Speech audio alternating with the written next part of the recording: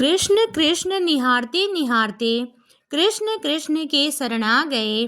कृष्ण कृष्ण प्रिय प्रिय कृष्ण कृष्ण के प्रियतम हो गए।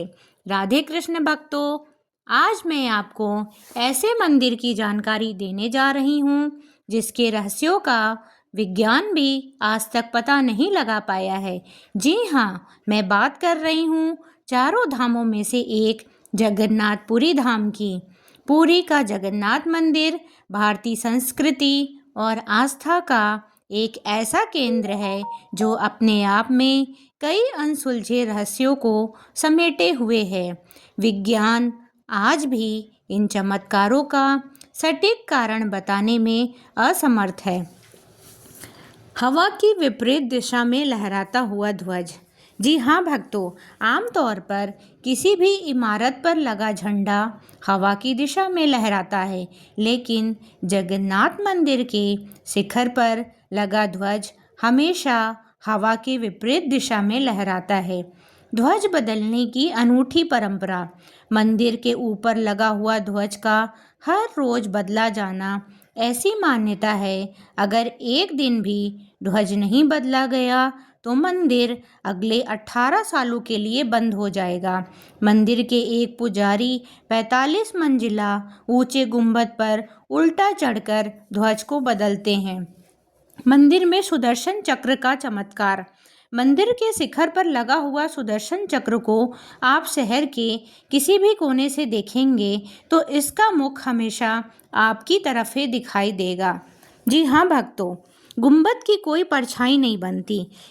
यह वास्तुकला का एक अद्भुत नमूना है कि दिन के किसी भी समय सूर्य की रोशनी पर मंदिर पर पड़े, पर मुख्य गुंबद की परछाई जमीन पर कभी भी नहीं बनती है।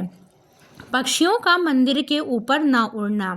भक्तों, मंदिरों या ऊंची इमारतों पर पक्षी आमतौर पर बैठते हैं या उड़ते हुए दिख जाते हैं, लेकिन जगन्नाथ मंदिर के ऊपर आज तक कोई पक्षी या हवाई जहाज उड़ता हुआ नहीं देखा गया है। इसे नो फ्लाई जोन जैसा माना जाता है। मंदिर के प्रवेश द्वार। सिंह द्वार में कदम रखते ही आपको समुद्र की लहरों की आवाज़ सुनाई देना बंद हो जाती है और भक्तों, जैसे ही आप मंदिर से एक कदम बाहर निकालेंगे आपको फिर से समुद्र की लहरों की आवाज़ आने लगेगी। दुनिया की सबसे बड़ी रसोई और प्रसाद का रहस्य। यहाँ का प्रसाद मिट्टी के 7 बर्तनों में पकाया जाता है और इन बर्तनों को एक के ऊपर एक रखा जाता है। और हैरत की बात तो यह है कि सबसे ऊपर रखे बर्तन का खाना सबसे पहले पकता है और नीचे के बर्तन का अंत में। साथ ही यहाँ आने वाले भक्तों की संख्या चाहे हजारों में हो या लाखों में, प्रसाद कभी कम नहीं पड़ता और ना ही बर्बाद होता है। हवा का रुख। आमतौर पर तटीय इलाकों में दिन में समुद्र से जमीन की ओर और रात में जमीन से समुद्र की ओर हवा का रुख होता है, लेकिन जगन्नाथपुरी में यह नियम उल्टा काम करता है। जगन्नाथपुरी जी का नौकलेवर या मूर्तियां बदलने की प्रक्रिया। भक्तों, हिंदू धर्म की सबसे महत्वपूर्ण और रहस्यमयी परंपराओं में से यह एक है। नवकलेवर का अर्थ है नया शरीर।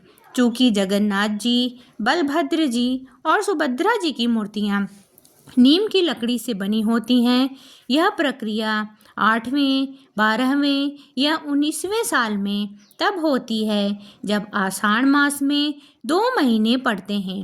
मंदिर के पुजारी और सेवक एक विशेष नीम के पेड़ की तलाश करते हैं जिसमें शंख, चक्र, गदा और पेड़ों के पास सांपों का बिल होना चाहिए, यानी सांपों का पहरा उस पेड़ के पास होना चाहिए। मूर्तियों को गुप्त रूप से रात में बनाया जाता है। सबसे रहस्यमयी क्षण तब होता है जब पुरानी मूर्तियों के अंदर से ब्रह्म पदार्थ निकालकर नई मूर्तियों में आधी रात को रखा जाता है। उस समय मंदिर के पुजारी के आंखों पर भी पट्टी बंधी होती है। जगन्नाथपुरी रथ यात्रा। हर साल आषाढ़ महीने के शुक्ल पक्ष की द्वितीया तिथि को भव्य यात्रा निकलती है। भगवान श्री जगन्नाथ अपनी मौसी के घर गुडिंचा मंदिर जाते हैं। पुरी के राजा एक सोने की झाड़ू से रथों के सामने के रास्तों को साफ करते हैं, जो यह संदेश देता है कि भगवान के सामने राजा और रंक सभी समान हैं। रथ यात्रा के 15 दिन पहले ज्येष्ठ पूर्णिमा के दिन भगवान को 108 कलशों के ठंडे पानी से नहलाया जाता है। जी हाँ भक्तों, इसके बाद कहते हैं कि भगवान श्री जगन्नाथ जी को बुखार आ जाता है और वे 15 दिनों तक बीमार हो जाते हैं। 15 दिनों के लिए, फिर 15 दिनों तक मंदिर के पट बंद रहते हैं। इस दौरान भगवान को सादा भोजन और काढ़ा दिया जाता है। स्वस्थ होने के बाद भगवान जगन्नाथ रथ यात्रा पर निकलते हैं।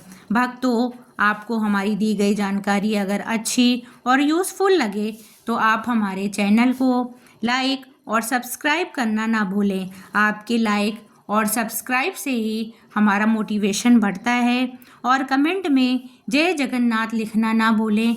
आपको नेक्स्ट वीडियो किस धाम के बारे में चाहिए वो भी आप कमेंट में ज़रूर लिखें। जय जगन्नाथ जी।